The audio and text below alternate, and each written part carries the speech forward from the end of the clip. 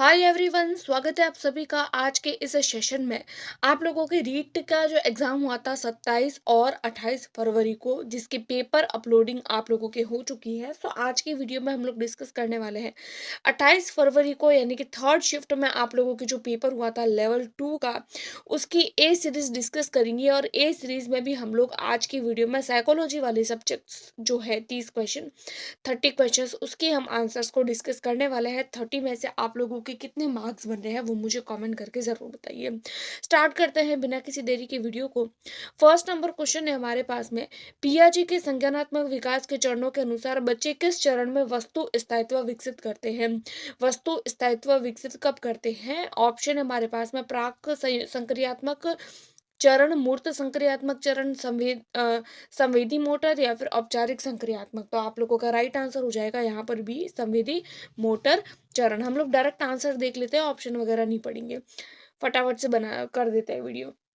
कौन सी अभिप्रेरणा सिद्धांत प्रदर्शन बनाने बढ़ाने के लिए स्पष्ट और विशिष्ट उद्देश्यों के निर्धारण पर केंद्रित है? तो इसका आंसर हो जाएगा पुनर्बलन सिद्धांत पर। सेकंड का हो जाएगा सी।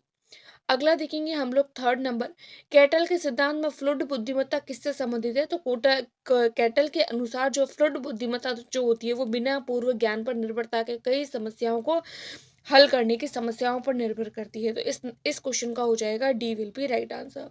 फोर्थ नंबर क्वेश्चन है, एनसीएफ 2005 द्वारा सुझाई गई शिक्षण रणनीतियों का मुख्य उद्देश्य क्या है? तो एनसीएफ के अनुसार जो शिक्षण रणनीतियां जो होती है उसका मुख्य उद्देश्य होता है ज्ञान को वास्तविक जीवन के अनुभवों से जोड़ना और रचनात्मकता को प्रोत्साहित करना। तो फोर्थ का हो जाएगा B will be right answer. Fifth number question है, रचनात्मकता के विकास में पहला चरण कौन सा है? तो रचनात्मकता के चरण में पहला चरण है तैयारी का चरण। भाई स्टार्टिंग में हम तैयारी करते हैं, stage of preparation. Six number question है, कोहलबर्ग के नैतिक विकास के चरणों के अनुसार कौन सा चरण व्यक्तिगत अधिकार और न्याय के सार्वभौमिक सिद्धांतों पर केंद्रित है?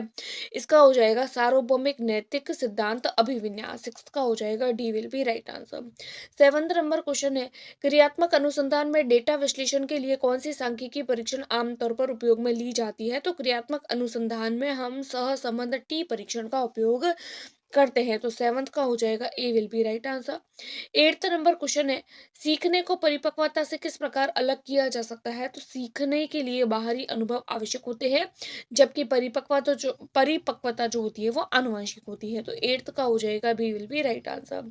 नाइन्थ नंबर क्वेश्चन है, व्यक्तित्व के संदर्भ में स्वभाव यानी टेम्परामेंट किसे संदर्भित करता है? तो टेम्परामेंट जो होता है वो भावनात्मक और संवेगात्मक प्रवृत्तियों को संदर्भित करता है। तो नाइन्थ का हो जाएगा B will be right answer. Tenth number question है, निम्नलिखित में से कौन सा कारक बच्चे के विकास को प्रभावित करने वाला आंतरिक कारक है? तो आंतरिक कारक हो जाता है बुद्धिमत्ता। तो 10वें का हो जाएगा A will be right answer. 11 number question है, समायोजन की प्रक्रिया मुख्य रूप से किसे प्राप्त करने का प्रयास करती है? तो वो करती है स्व यानी खुद को और पर्यावरण के बीच सामंजस्य स्थापित करना। 11 का हो जाएगा ए। अगला देखेंगे 12 नंबर क्वेश्चन, उपलब्धि परीक्षण बनाने में पहला कदम क्या होता है? तो उपलब्धि परीक्षण के लिए पहला कदम होता है निर्देशात्मक उद्देश्यों की पहचान करना। 12th का हो जाएगा B will be right answer. 13 number question है, औसत से कम बुद्धिमत्ता वाले छात्रों के लिए कौन सी शिक्षण रणनीति की सिफारिश की जाती है? तो औसत से कम बुद्धिमत्ता वाले छात्रों के लिए हम सामग्री को छोटे छोटे और तार्किक चरणों में प्रस्तुत करते हैं। तो 13 का हो जाएगा C will be right answer. 14 number question है, कौन से कारक व्यवहार में अपेक्षाकृत स्थायी परिवर्तन लाते हैं? तो वो होते हैं प्रशिक्षण और अभ्यास। 14 का हो जाएगा A will be right answer. 15 number question है, वंशानुक्रम और पर्यावरण की पारस्परिक निर्भरता क्या दर्शाते हैं? तो वंशानुक्रम और पर्यावरण की पारस्परिक निर्भरता जो होती है वो विकास को वंशानुक्रम और पर्यावरण दोनों प्रभावित करते हैं। 15 का हो जाएगा सी। आगे देख रहे हैं हम लोग 16 नंबर, मूल्यांकन प्रक्रिया में रूब्रिक्स कैसे लाभकारी होता है? तो रूब्रिक्स जो होता है वे छात्रों के प्रदर्शन का मूल्यांकन करने के लिए स्पष्ट मानदंड प्रदान करते हैं। तो 16 का हो जाएगा डी। 17 नंबर क्वेश्चन है, समाज में प्रतिभाशाली बच्चे को किस रूप में देखा जाता है? तो समाज में प्रतिभाशाली बच्चे को अमूल्य संसाधन यानी अ सोर्स ऑफ इनकैल्क्यूलेबल वैल्यू के रूप में माना जाता है। तो 17 का हो जाएगा बी। 18 है, बुद्धिमत्ता का कौन-सा प्रकार व्यक्ति की स्वयं की भावनाओं और उद्देश्यों को समझने में से संबंधित है? तो वह होता है बुद्धिमत्ता का कौन-सा प्रकार जो स्वयं की भावनाओं को समझता है, वह अंतर्वैयक्तिक बुद्धिमत्ता होती है। तो 18 का हो जाएगा बी।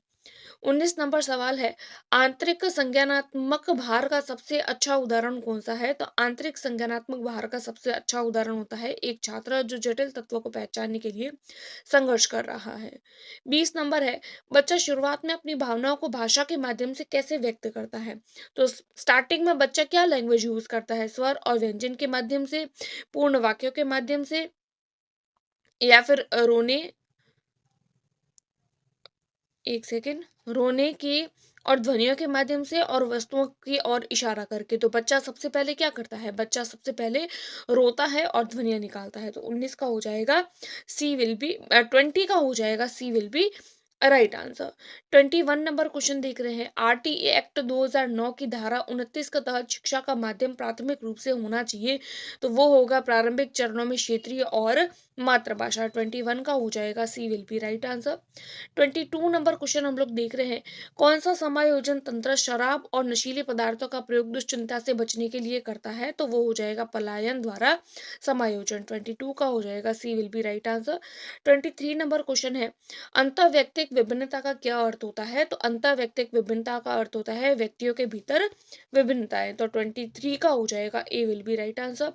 24 नंबर क्वेश्चन है, रचनावादी शिक्षण अभ्यास में शिक्षकों द्वारा सामना की जाने वाली वैचारिक दुविधा क्या होती है? तो वो होती है शिक्षण शास्त्र के विश्वासों को रचनावादी सिद्धांत के साथ में सामंजस्य स्थापित करना। 24 का हो जाएगा B will be right answer.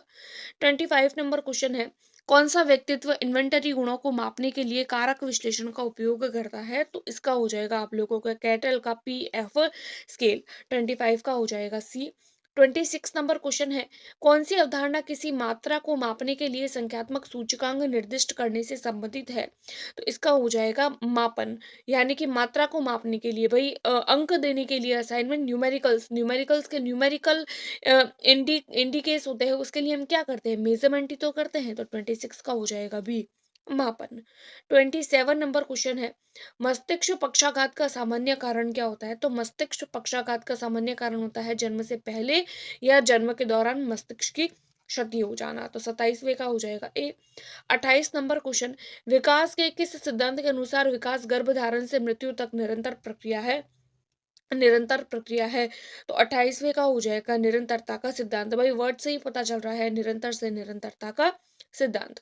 29वें देख रहे हैं हम लोग, कॉन्सेप्ट मैप की प्राथमिक संरचना क्या होती है? तो कॉन्सेप्ट मैप की प्राथमिक संरचना होती है लेबल वाले नोट्स और कनेक्टिंग लाइंस।